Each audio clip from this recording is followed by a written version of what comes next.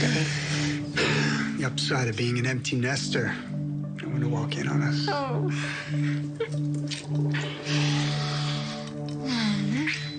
Coffee's ready. Just in time.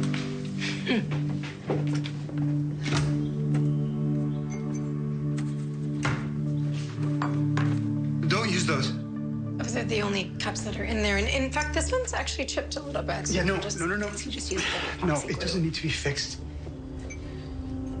These cups are antiques. From Kate's tea set. Oh, I'm sorry. I didn't know. No need to apologize. You never really talk about Kate. Well, we just did. You good?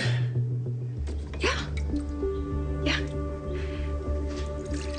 I think I'm gonna head out. I'll grab a coffee on the way to the office.